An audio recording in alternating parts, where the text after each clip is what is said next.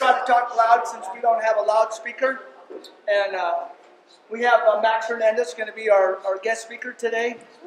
And Scooter's going to talk a little bit about the fishing. And I want to thank all of you. I did win the tournament Friday night. And I want to thank all of you that wrote me emails and sent texts and stuff. So that means a lot when you do that, you know, from your personal friends and your Facebook followers. So it was good. Got a lot of nice texts and stuff. So that was really good. Before I really get into talking about how I did it and some of the tricks we used to do it, I have two brand new fishing rods that just came out from Bass Pro. One is the Patriots, made right here in USA, not made in China or anything. He's really proud of this one. So I've got a chance to use these. I get to try out all the new rods and reels they have. So this one is really good. You guys can, I don't know if you want to pass it around after I'm done talking with the stuff, or you can come up and try it out. There's two of them. One's called the Patriot, and the other one's a Platinum. Now these reels, I had a guy out fishing with me, and he wasn't a real good bait cast fisherman, but the wind was blowing, and I set it up, and he didn't backlash it one time. So the reels are a little bit better for that. So everybody's a little different. This would be good for Ron. Yeah. So let's get into what we're going to talk about tonight. Now, all of you that are fishing right now, whether it's daytime or nighttime, everybody kind of has their little tricks and stuff, what they do out the lake and stuff. And Bartlett fish fishing really good right now. I mean, you could go out there at 3 or 4 o'clock in the afternoon and all of you can catch fish. It's that good. But when nighttime comes, it's a different story. You better have some tricks up your sleeve, or when that dark hits, and we, like, this take Friday night, the night I fished. Started the tournament late, 7 o'clock, and boy, I caught a couple fish within an hour, a couple nice ones, and some dinks. You always catch a lot of little ones. But after that, the windstorm came in, and I don't know where you guys were fishing, but it blew me off the lake. I was in Central Lake. I'm not going to tell you where I was fishing. Yeah.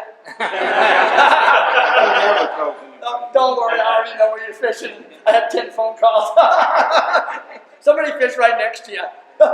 So anyway, it got pretty windy and lightning was popping all over the mountains and stuff around us. So we the guy I was fishing with kind of was afraid. He didn't want to stay out in the open and stuff. So we kind of pulled off to the shore and fished for a while. But 30 minutes and it's over. You just got to be careful because that lightning was popping and it went around us. And that's the lightning storm that came by Bartlett that started that fire at Black Canyon City. We could see the glow, couldn't we? When we were leaving at 11, 12 o'clock, weighing in at 1, oh my gosh, it was huge. Big old red fireball. So, like I said, all of you can catch fish up until it gets dark. And then, you know what? To be successful, you better know exactly where you're fishing or have some tricks up your sleeve to do it. So, you know, all of you know that I fish brush hogs, and you could use bigger baits up until it got dark. And for me, the key was getting smaller. So I went to the little craws and stuff like that, small craws. And this is a small speed craw. I Texas rig it, and I have it on a 2-aught hook. Normally I have it on a 1-aught hook, but I have a 2-aught hook. Now the pole I'm using is very light, so it's a medium light, so I can crawl this tungsten. If you don't use tungsten, it's probably worth your money. If you can't afford the fluorocarbon, and I know everybody can't afford stuff like this, but if you're in a boat, you don't lose very many baits. You can go get them. You know, you just go over them. The trick is, when you get stuck, don't sit there and just pull it like a piece of lead and break it. Go up, just, if you're getting stuck and it's not a fish, then go up there and just go over it and shake it, and it'll come right off. So some nights I don't even lose any, but I usually lose at least one, and that's not bad, you know. So what I did was we geared down. So I had a number of baits, and a lot of times I'll use a darker color like a watermelon or a black and blue, or this is a baby brush hog, okay? This is what I use a lot. But I also go in and I start getting a little bit more fancy. So I'll take this off. Everything I do is Texas rigged. A lot of the people I fish with fish jigs. Now I fish jigs too. and a lot of you fish jigs, because I know a lot of you. So I was fishing offshore structure, throwing up in 10 foot, 12 foot, bringing it down off of ledges and letting it fall down into 20 feet, 25 feet. The partner I was fishing with, Sam Schattenberg, was throwing shallow. So he threw shallow, I threw deep. He's a shallow water fisherman, he likes to throw shallow, so he stayed at shallow. So one trick that I have, these are hula grubs made by Yamamoto.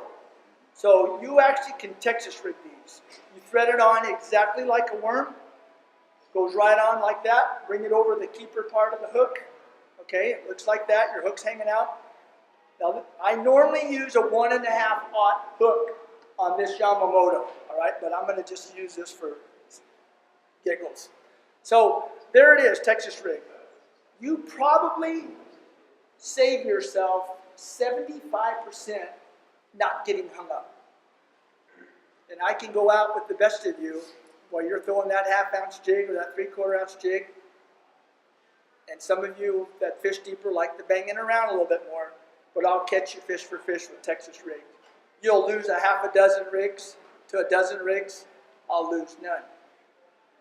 So when you're using a $1 Yamamoto and a $2 weight, it adds up in the course of a night of losing a lot. So if you Texas rig your jigs and try it, get used to it, start trying it, you'll find that you hardly lose any baits at all.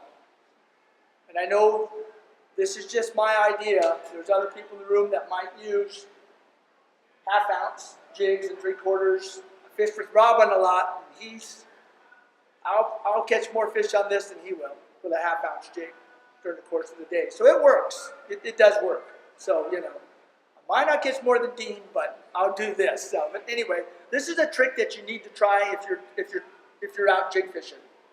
Okay, so you won't lose a lot. So one of the other things we ended up doing is, and I'll just show this to you without, I got one rigged up here and I have the rest just rigged up on the table here. When it got dark and it got really, really tough, that's when I start pulling out different things that when the fish gets so bad that you can't catch any fish and you're sitting there for hours going, oh, the whole lake shut down, right? How many times that happened to all of us? The lake shut down. They're just not biting. Well, there's ways to make them bite, okay? This is the deco rig. Got the weight in the very front of the worm, all right? So these are those nail weights. You can come see these after I'm done, because I know you can't see this. So this deco rig, you just put that weight. Well, I dropped that, didn't I? Roger's probably stepping on. Well, right there. Okay. I had more, but anyway. So I'm going to put that right in front, right down. And I cut, the secret is, for me, is cutting just a tiny bit off the very front of the worm. Just a tiny bit, 1/8 of an inch, to square that off. Because, you know, most worms are pointed, and you can't get that worm down in there. And it doesn't hurt, you know. So I'm going to push that in. Looks like this. Now that's going to fall like this. And then I just have a real small 1/0, just a small hook in there.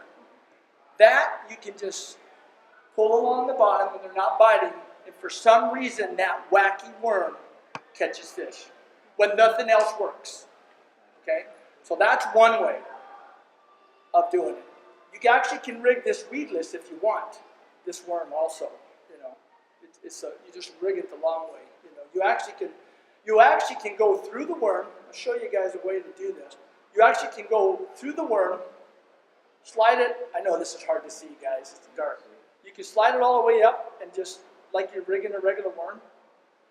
Now you have it's a small hook, but when you come up here, you can see it. You can fish it like this. Then you're not getting stuck because it seems like everywhere at Bartlett, the lake came way up. And there's a lot of trees and limbs right now. They're everywhere. Because you can imagine the water coming up 20 feet and all those trees and limbs all over the whole lake are everywhere. And, you know, that's kind of neat because you're banging into those things. And I like to bang into them with my Texas rig to kind of get a little bit of noise going. So that was one of the other things that I was doing, okay? Now I'm going to reverse this. I don't know if you all saw that video I did last month. I called it the tail walking worm. So I took a, let me find it here. I'll take another weight out. Okay, here's one. All right. So I used a 1/0 hook on the top, threaded it in the top, made it weedless, completely weedless like this. No weight on the top, nothing, just the hook, and I put the nail in the tail. Nail in the tail. That's why I call it the tail walking worm. But I do one thing. I found that if I leave that weight sticking out a little bit, because if you're going to take it by the head, probably 95 or 99% of the time, you're going to take it by the head. So as I'm bouncing this sucker, now you won't get stuck with this, guaranteed. You can fish this through the nastiest stuff you want. And it's very light, so you gotta have a very light pole. I fish it on a bait caster, but I tried it on also a spinning gear too, with 8-pound test, and it works real good. You have to have a very sensitive pole. But I threw this up real shallow, like in 1 foot of water. And I would just sit there and bounce this all the way down to 15.